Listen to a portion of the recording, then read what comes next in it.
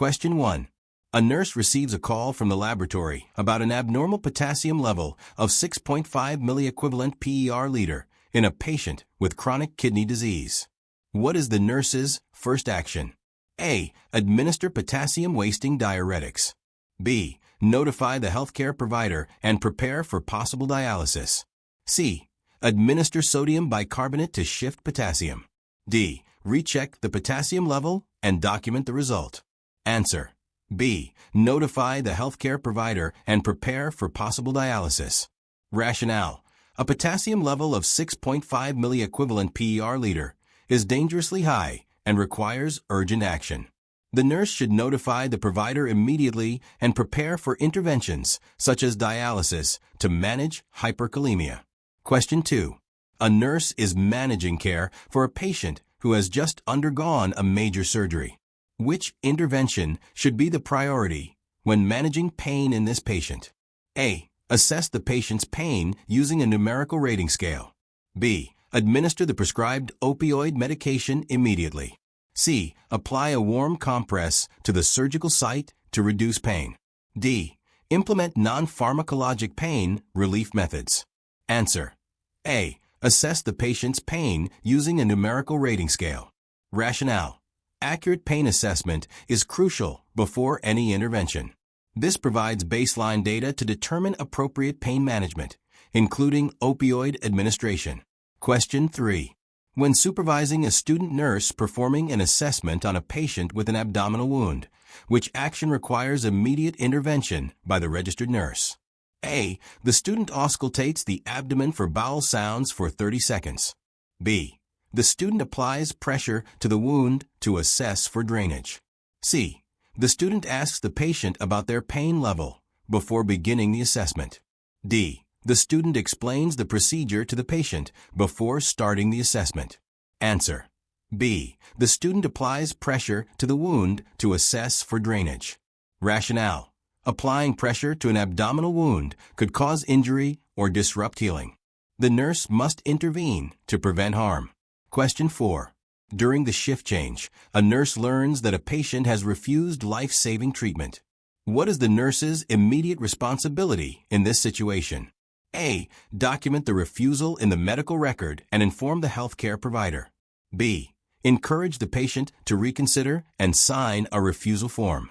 C. Notify the patient's family and continue with the treatment plan. D. Contact the Ethics Committee for guidance on patient rights. Answer. A. Document the refusal in the medical record and inform the healthcare provider. Rationale.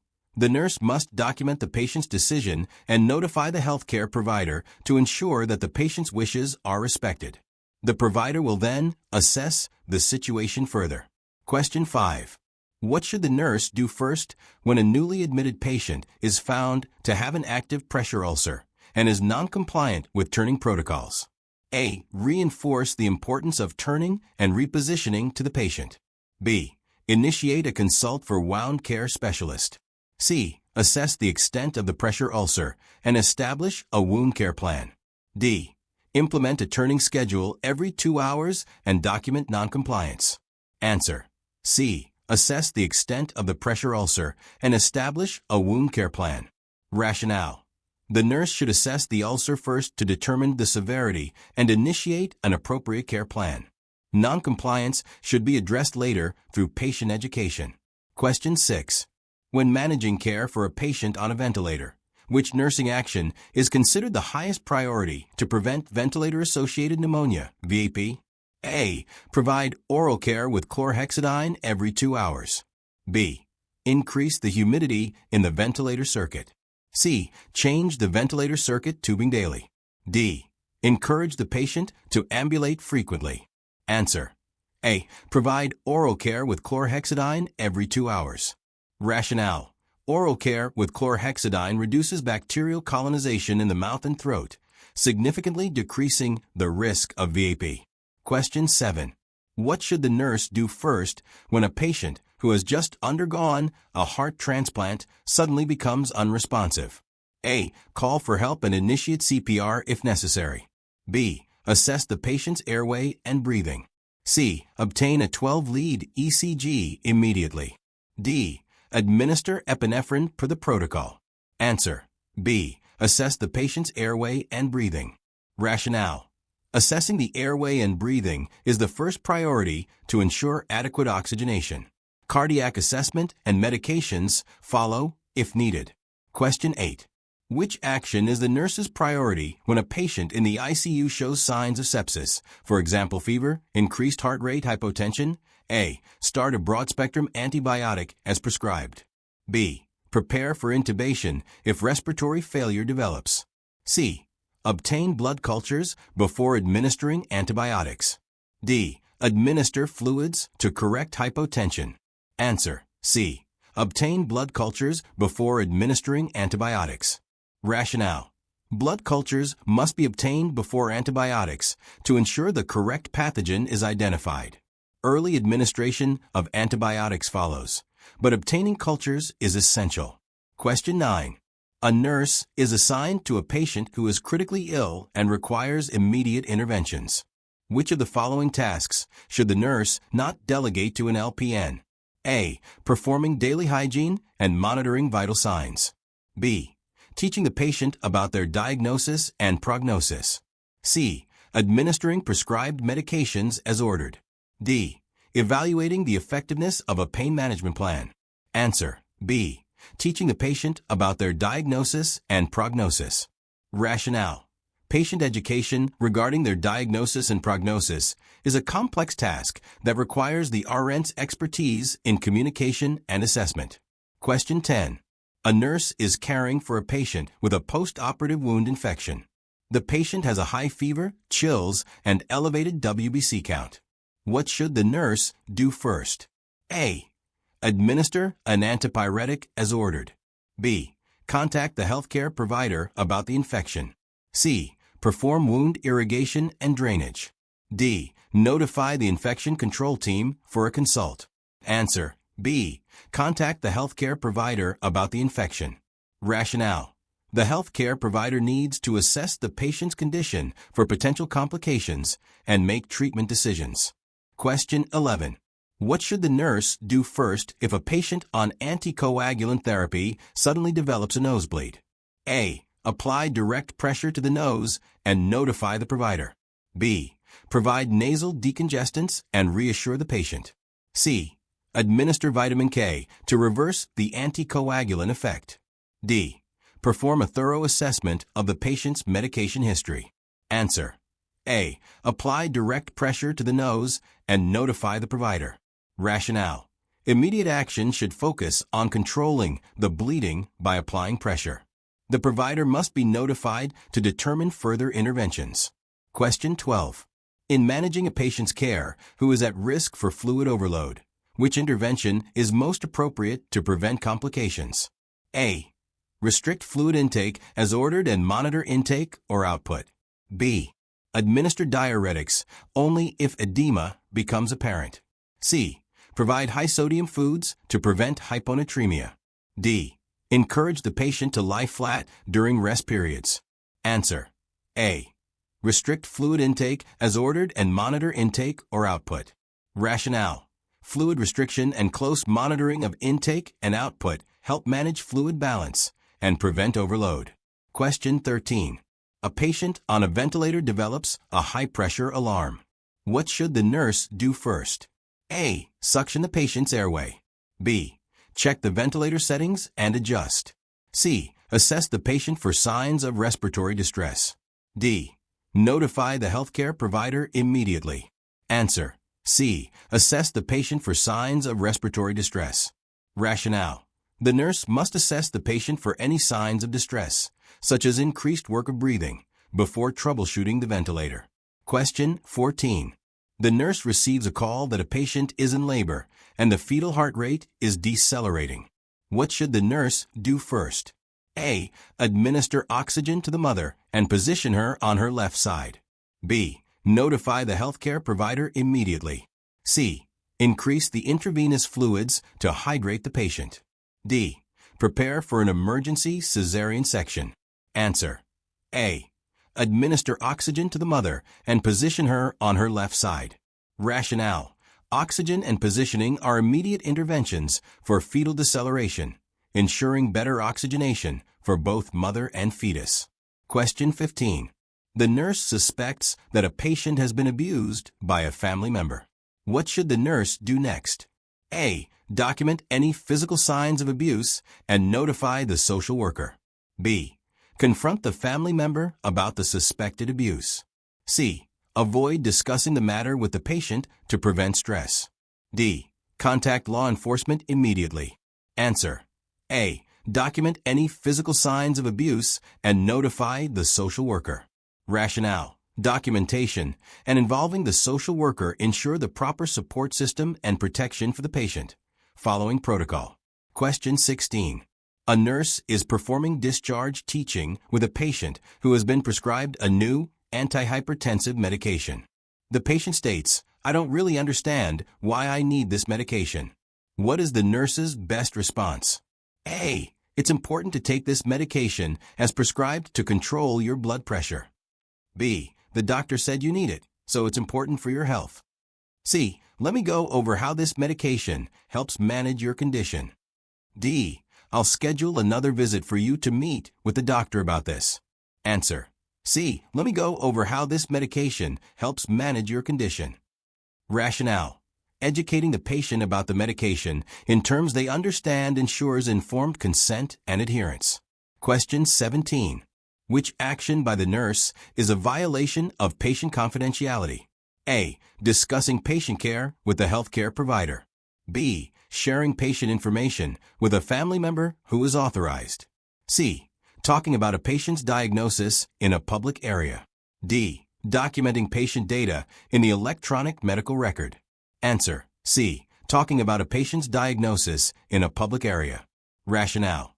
Discussing patient care in public areas violates HIPAA and confidentiality standards. Question 18. In a case of suspected child abuse, what is the nurse's first responsibility? A. Report the suspicion to Child Protective Services. B. Confront the caregiver about the suspicion. C. Document the findings and prepare a report. D. Reassure the family and provide emotional support. Answer. A. Report the suspicion to Child Protective Services.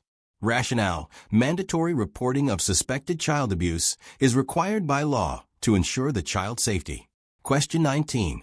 What is the nurse's responsibility when a patient expresses feelings of hopelessness and requests assisted suicide? A. Support the patient's request while respecting their autonomy. B. Notify the healthcare provider and document the request. C. Discuss alternative treatments to alleviate suffering. D. Respect the patient's decision and offer assistance with arrangements. Answer. B. Notify the healthcare provider and document the request. Rationale. The nurse must advocate for the patient's safety by informing the provider and ensuring the request is handled legally and ethically.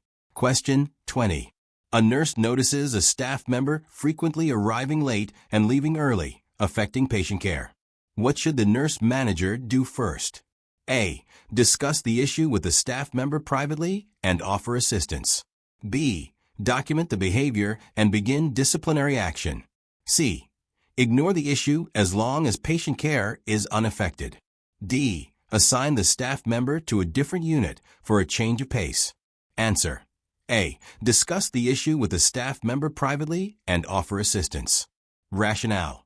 Addressing performance issues with a staff member directly allows for clarification and support, potentially resolving the problem before formal disciplinary action. Question 21.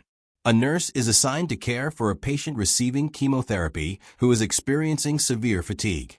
What is the nurse's best intervention? A. Encourage the patient to engage in light activity to prevent further deconditioning. B. Administer prescribed anti-fatigue medication immediately. C. Offer emotional support and encourage rest periods throughout the day. D. Suggest the patient take a short nap after meals to improve energy levels. Answer. C. Offer emotional support and encourage rest periods throughout the day. Rationale. Fatigue is common during chemotherapy, and the best approach is to provide emotional support and encourage rest. Engaging in light activity can be beneficial, but should be balanced with rest. Question 22. What is the nurse's first action when a client with a history of deep vein thrombosis, DVT, develops sudden chest pain and shortness of breath? A. Administer a pain reliever as prescribed. B. Notify the healthcare provider and prepare for a possible pulmonary embolism, PE. C. Apply oxygen via nasal cannula and assess vital signs. D. Perform an ECG to rule out a cardiac cause of the pain. Answer. B. Notify the healthcare provider and prepare for a possible pulmonary embolism, PE. Rationale. Sudden chest pain and shortness of breath in a patient with DVT are signs of a possible PE, which requires immediate intervention. Question 23. A nurse is caring for a patient with severe anorexia nervosa. What is the nurse's priority intervention in managing this patient's care? A. Start a high-calorie, high-protein diet to promote weight gain. B. Establish a structured meal plan and monitor the patient's food intake. C. Offer the patient a variety of comfort foods to improve appetite. D. Provide the patient with information about the dangers of malnutrition. Answer. B. Establish a structured meal plan and monitor the patient's food intake. Rationale. Structured meal plans and monitoring are critical to prevent further malnutrition and ensure the patient's safety. Question 24. The nurse receives a report on a patient who has a new diagnosis of heart failure. What is the nurse's first priority when developing a care plan for this patient? A. Educate the patient about dietary restrictions, including sodium intake. B. Monitor the patient's weight and fluid status. C. Discuss end-of-life care and advance directives. D. Refer the patient to physical therapy for mobility exercises. Answer. B. Monitor the patient's weight and fluid status. Rationale. Monitoring fluid status and weight helps assess the severity of heart failure and informs interventions like diuresis. Question 25. What is the best initial action for a nurse when a patient refuses to take prescribed medication due to concerns about side effects? A. Encourage the patient to try the medication for a few days to see if the side effects subside. B. Explain the potential risks of not taking the medication and offer alternatives. C. Document the refusal and notify the healthcare provider immediately. D. Ask the patient to sign a form acknowledging the refusal. Answer. B. Explain the potential risks of not taking the medication and offer alternatives. Rationale. The nurse should address the patient's concerns, provide education about the risks of not taking the medication, and offer alternatives if appropriate. Question 26. A nurse is reviewing the care plan for a patient with chronic obstructive pulmonary disease, COPD. Which of the following interventions is the nurse's priority? A. Encourage the patient to increase fluid intake to thin secretions. B. Assist with activities of daily living, ADLs, to prevent fatigue. C. Monitor oxygen saturation levels and titrate oxygen therapy as needed. D. Educate the patient on proper techniques for pulmonary rehabilitation. Answer. C. Monitor oxygen saturation levels and titrate oxygen therapy as needed. Rationale. Oxygen therapy is crucial for COPD patients. Monitoring oxygen saturation levels ensures the patient is receiving adequate oxygenation. Question 27. In the event of a fire in the hospital, what is the nurse's primary responsibility in managing care? A. Evacuate the patients immediately, regardless of their condition. B. Follow the hospital's fire evacuation plan and prioritize patients based on severity. C. Use a fire extinguisher to put out the fire. D. Call for assistance from the fire department and wait for them to handle the situation. Answer. B. Follow the hospital's fire evacuation plan and prioritize patients based on severity. Rationale. The nurse must prioritize patient safety and follow established protocols for evacuation, focusing on the most vulnerable patients first. Question 28. A nurse is assessing a patient with a new diagnosis of schizophrenia. Which action should the nurse take first? A. Provide information about antipsychotic medications and side effects. B. Establish rapport and allow the patient to talk about their concerns. C. Ensure the patient's safety by removing any potentially harmful objects from the room. D. Encourage the patient to participate in group therapy sessions. Answer. C. Ensure the patient's safety by removing any potentially harmful objects from the room. Rationale. Ensuring the patient's safety is the first priority in managing a patient with schizophrenia, especially if there are any concerns about self-harm or aggression. Question 29. A nurse is caring for a patient who is post-operative and developing signs of infection at the surgical site. What is the nurse's priority action? A. Notify the healthcare provider about the infection. B. Obtain a wound culture to identify the infecting organism. C. Administer prescribed antibiotics and monitor for response. D. Provide the patient with pain medication for the discomfort. Answer. B. Obtain a wound culture to identify the infecting organism. Rationale. Obtaining a culture is essential for identifying the specific pathogen causing the infection, which guides antibiotic therapy. Question 30. A nurse is managing care for a patient with a newly inserted urinary catheter who is experiencing discomfort. What should the nurse do first? A. Increase fluid intake to promote frequent urination. B. Check the catheter for proper placement and ensure there are no kinks. C. Administer analgesics as prescribed to relieve discomfort. D. Encourage the patient to change position to relieve pressure. Answer. B. Check the catheter for proper placement and ensure there are no kinks. Rationale. The nurse should check the catheter to ensure proper placement and drainage before administering medications or suggesting changes in position. Question 31. A patient diagnosed with a terminal illness requests assistance with hastening death. What is the nurse's most appropriate response? A. Advise the patient that euthanasia is illegal and discuss alternative options. B. Respect the patient's decision and assist with the process legally. C. Notify the family of the patient's request and ask for their opinion. D. Provide information about palliative care options and explore the patient's reasons for the request. Answer. D. Provide information about palliative care options and explore the patient's reasons for the request. Rationale. The nurse should explore the patient's wishes and provide information about palliative care, which focuses on comfort and symptom relief. Question 32. A nurse is caring for a child with an acute asthma exacerbation. What is the nurse's priority action? A. Administer a bronchodilator via inhaler or nebulizer. B. Encourage the child to drink fluids to loosen mucus. C. Place the child in a comfortable position and monitor oxygen levels. D. Provide reassurance and educate the parents on asthma management. Answer. A. Administer a bronchodilator via inhaler or nebulizer. Rationale. Administering a bronchodilator is the first-line treatment for asthma exacerbation to relieve bronchospasm and improve breathing. Question 33. A nurse receives a handoff report about a patient who is post-surgical and requires pain management. What is the nurse's first action? A. Assess the patient's pain level using an appropriate scale. B. Administer the prescribed opioid pain medication immediately. C. Review the patient's medical history and any contraindications to pain medication. D. Notify the healthcare provider about the patient's pain complaints. Answer.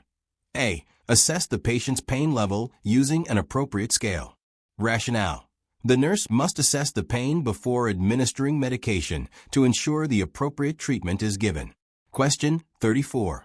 A nurse is educating a patient with diabetes on the use of insulin. What is the nurse's priority teaching point? A. How to store insulin at the correct temperature. B. Signs and symptoms of hypoglycemia and how to treat it. C. The correct injection technique and injection sites. D. The importance of eating a meal immediately after administering insulin. Answer. B. Signs and symptoms of hypoglycemia and how to treat it. Rationale. The nurse must prioritize teaching about hypoglycemia, a common risk of insulin therapy, and how to manage it effectively. Question 35. A nurse is caring for a patient with a spinal cord injury. Which complication should the nurse monitor for closely? A. Hyperthermia due to impaired thermoregulation. B. Deep vein thrombosis, DVT, and pulmonary embolism, PE. C. Increased risk of infections due to impaired immunity. D. Gastrointestinal bleeding from gastric ulcers. Answer: B. Deep vein thrombosis, DVT, and pulmonary embolism, PE. Rationale: spinal cord injury patients are at high risk for DVT and PE due to immobility, and these complications must be closely monitored. Question 36.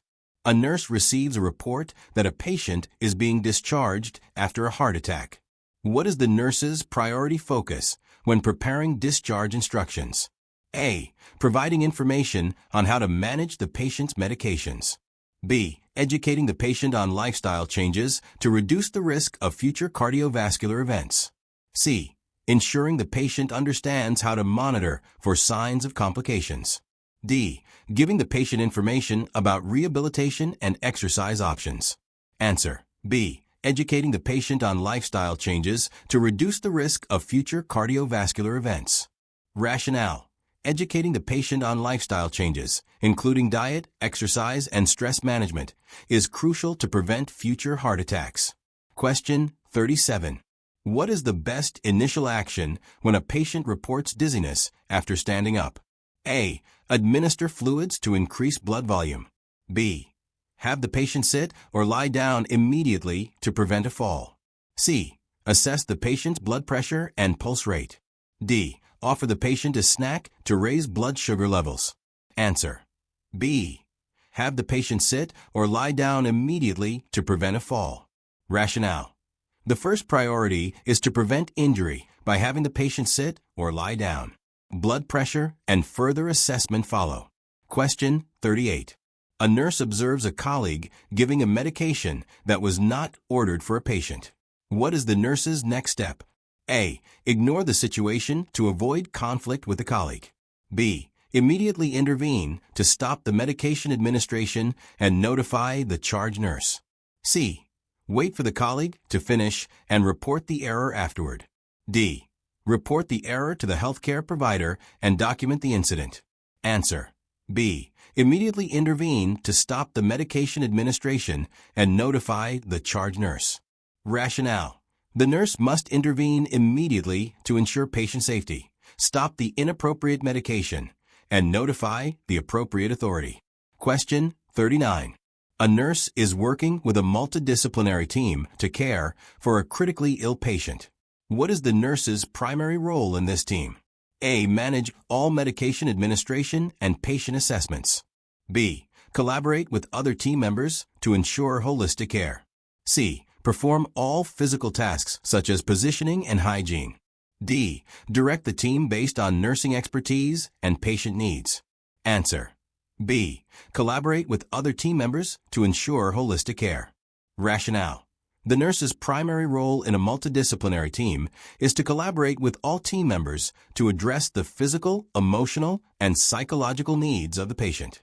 Question 40. A nurse is caring for a patient with chronic renal failure who has developed hyperkalemia. What should the nurse monitor closely? A. Electrocardiogram ECG for signs of arrhythmias. B. Respiratory rate for signs of hypoventilation. C. Skin integrity for signs of breakdown. D. Bowel movements for constipation or diarrhea. Answer: A. Electrocardiogram ECG for signs of arrhythmias. Rationale: hyperkalemia can cause life-threatening arrhythmias, so continuous ECG monitoring is necessary. If you found this video helpful, don't forget to like, subscribe, and share with your fellow nursing students. Hit the bell icon so you never miss an update. See you in the next one. Happy studying.